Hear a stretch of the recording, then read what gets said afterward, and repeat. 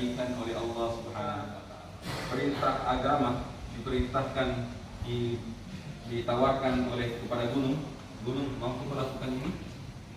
Gunung tidak mampu. Ditawarkan, terima ini perintah itu perintah syariat agama, perintah sholat dan sebagainya. Akhirnya Allah Subhanahu wa taala muliakan manusia dibandingkan Nabi Adam alaihissalam diciptakan sampai manusia yang terlahir hari ini. Sudah Allah berikan contoh-contoh. Kalau mau bahagia, mau sukses, ingin berjaya, hanya satu saja kuncinya, agama. Amalkan agama. Bukan karena tempat kita mulia, bukan karena pakaian kita mulia, bukan karena pangkat kita mulia, tapi karena kita amalkan agama. Ketika Allah memuliakan kita, kita mulia. Kalau Allah hinakan kita, Assalamualaikum warahmatullahi wabarakatuh. Waalaikumsalam warahmatullahi wabarakatuh. Alhamdulillahirabbil alamin. Nahmaduhu wa nusalli wa nusallim ala rasulihil karim, amma ba'd. Allah Subhanahu wa taala, segala puji bagi Allah Subhanahu wa taala. Allah Subhanahu wa taala Rabb semesta alam, Tuhannya semesta alam. Semua alam ini dikendalikan oleh Allah Subhanahu wa taala. Maka kita bersyukur kepada Allah Subhanahu wa taala ketika perintah agama diperintahkan ditawarkan oleh kepada gunung mampu melakukan ini. Gunung tidak mampu terima. Kemudian ada beberapa makhluk Allah yang lain ditawarkan, semuanya angkat tangan, tidak mampu menjalankan ini perintah. Tapi manusia ditawarkan, terima ini perintah. Dan kemudian sebab ini perintah syariat agama, perintah sholat dan sebagainya. Akhirnya Allah Subhanahu wa taala muliakan manusia dibandingkan yang lain. Maka ketika Nabi Muhammad SAW kita bersolat kepada beliau, karena nanti salah satu syafaat yang kita butuhkan selain amalnya kita ini bisa jadi karena amalnya kita yang lemah, kemudian ada syafaat baginda Rasulullah SAW bisa menyelamatkan kita. Maka kata ulama, setiap hari ini kita lupa untuk bersalawat kepada baginda Rasulullah SAW. Maka penting kita bersalawat. Kemudian Rasulullah SAW bertanya kepada malaikat Jibril, hai Jibril, siapa yang lebih mulia, engkau atau saya? Maka waktu itu, padahal malaikat Jibril ini tidak pernah bikin salah sama sekali. Bukan, artinya tingkat ketaatannya itu sampai sedikit pun tidak ada kelalaian. Kalau manusia masih banyak lalainya, masih banyak kesalahan, masih banyak dosanya. Maka ketika ditanya malaikat Jibril, mana lebih mulia, engkau atau saya? Maka malaikat Jibril sampaikan, engkau lebih mulia ya Rasulullah dibandingkan saya. Karena saya diciptakan, kemudian saya diutus untuk bawa wahyu untuk dirimu. Berarti engkau lebih mulia. Maka kata Rasulullah, mana lebih mulia ya Jibril, saya atau agama? Dan Muhammad ini ditanya, mana lebih mulia, saya atau agama? Maka Rasulullah malaikat Jibril alaihissalam sampaikan, agama lebih mulia dibandingkan engkau, karena engkau diutus untuk bawa ini agama. Artinya atas perkara agama, karena agama ini engkau diciptakan oleh Allah Subhanahu wa taala. Maka ini penting agama. Maka Allah Subhanahu wa taala dari sejak Nabi Adam alaihissalam diciptakan sampai manusia yang terlahir hari ini, sudah Allah berikan contoh-contoh. Kalau mau bahagia, mau sukses, ingin berjaya, hanya satu saja kuncinya, agama. Amalkan agama. Bukan karena tempat kita mulia, bukan karena pakaian kita mulia, bukan karena pangkat kita mulia, tapi karena kita amalkan agama. Ketika Allah memuliakan kita, kita mulia. Kalau Allah hinakan kita, hina kita. Maka dari gambaran orang-orang terdahulu, itu ada kota namanya Madinah. Sebelumnya namanya Yathrib. Yathrib itu kota tempat pembuangan sampah dulu, tidak terlalu dipandang. Atau bahkan dikisahkan itu bahwa orang-orang di Jazirah Arab, orang-orang Arab waktu itu berdagang, itu Madinah itu tempat buang kotoran, dari kencingnya, buang air besarnya di situ tempatnya, bahkan buang sampah di situ. Tapi ketika di situ datang orang-orang yang mengamalkan agama, datang Rasulullah, datang sahabat yang mengamalkan agama, maka Allah muliakan itu sekarang itu daerah. Maka hanya Allah Subhanahu wa taala ini gambaran. Begitu pula Nabi Yusuf alaihissalam.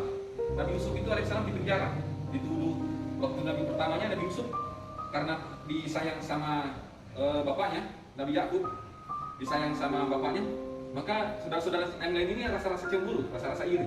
Maka dipikirkan caranya bagaimana caranya menyingkirkan Nabi Yusuf. Maka ketika itu disamarkan bahwa Nabi Yusuf dimakan serigala, padahal dijatuhkan dalam sumur, kemudian ditolong oleh orang, dijadikan budak, diperjualbelikan. Habis itu setelah dewasa diganteng, sampai istrinya raja Sulaikha, salah namanya itu istrinya raja itu tergoda sama Nabi Yusuf. Maka gambaran kata ulama, gambarannya penghuni surga nanti itu seperti Nabi Yusuf. Itu manusia-manusia nanti, laki-laki nanti yang masuk surga semuanya ganteng. Kalau kita lahir di dunia ini Pak, ini bukan pilihannya kita, ini muka ini bukan pilihannya kita, saya mau ganteng, baru mau jadi ganteng, tidak. Apa yang Allah ciptakan sudah begitu. Artinya kita ini tinggal menerima takdirnya kita ini ganteng atau tidak ganteng, atau setengah-setengah. Tapi nanti di akhirat bergantung amal.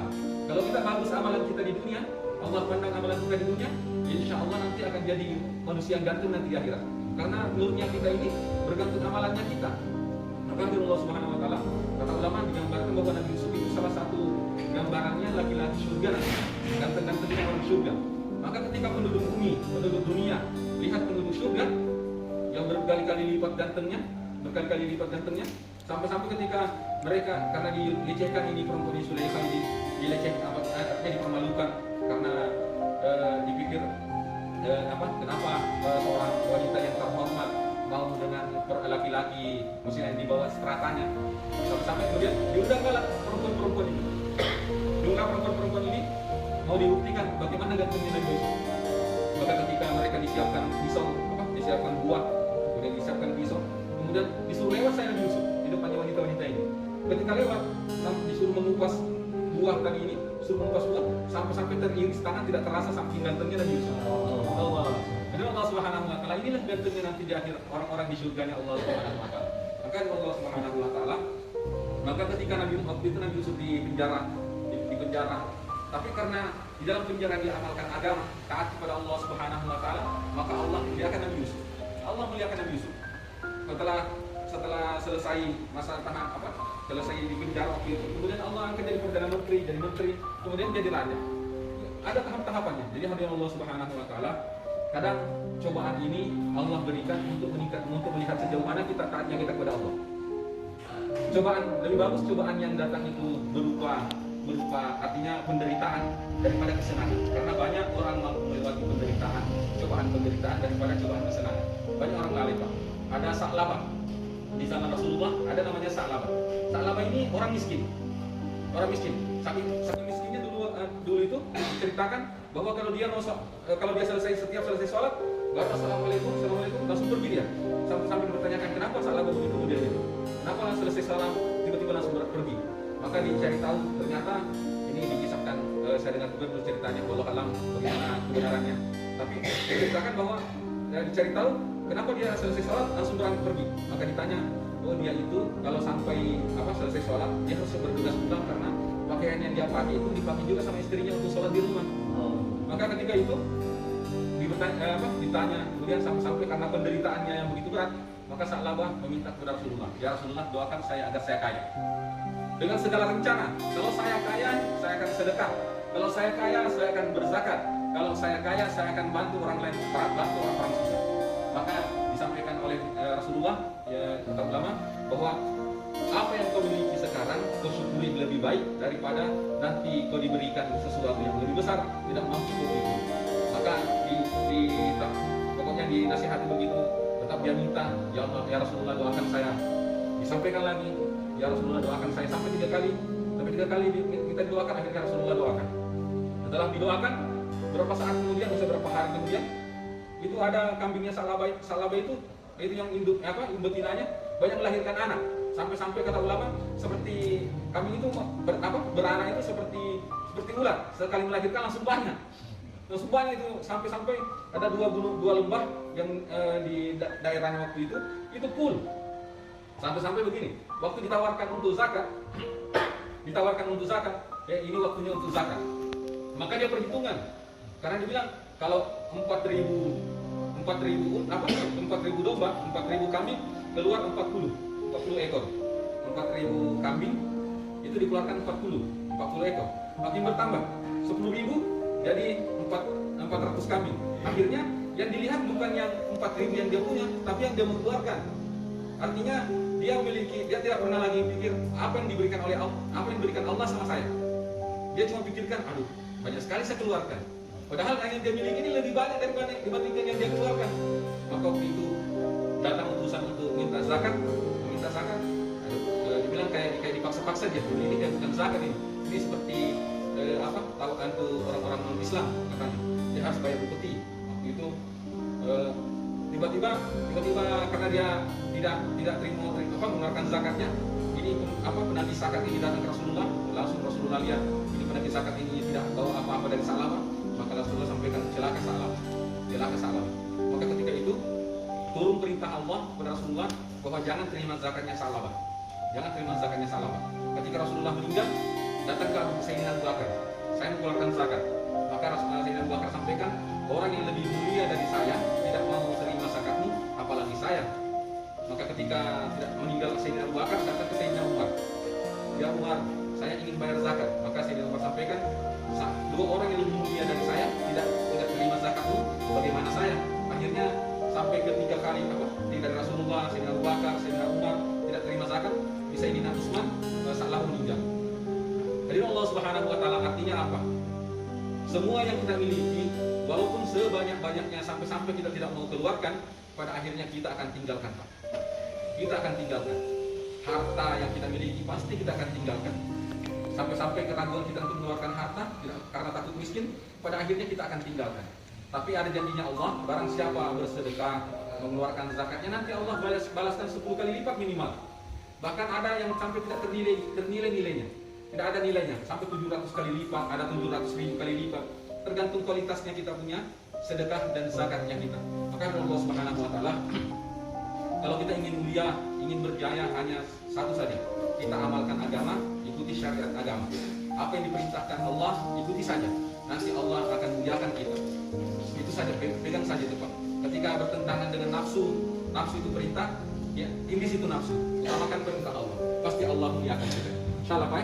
Insyaallah. Kemudian setelah saya ingatkan setiap selesai sholat zuhur atau sholat asar ada waktu-waktu khusus kita pakai taklim supaya ada semangat pengingat.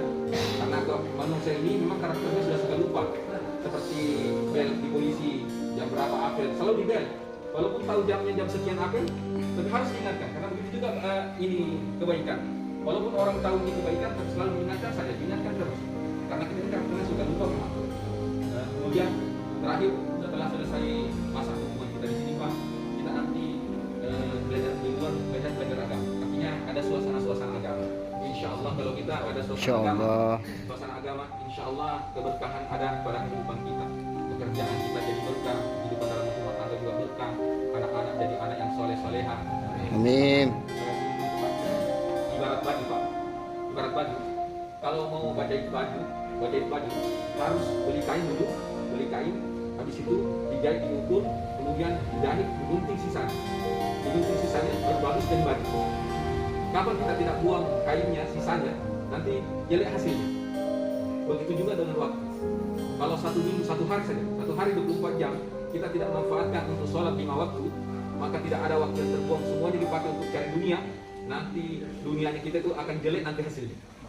Itu sama dengan seperti baju tadi. Tapi kalau ada kita luangkan untuk menyembah Allah, insya Allah nanti akan menguntungkan kita.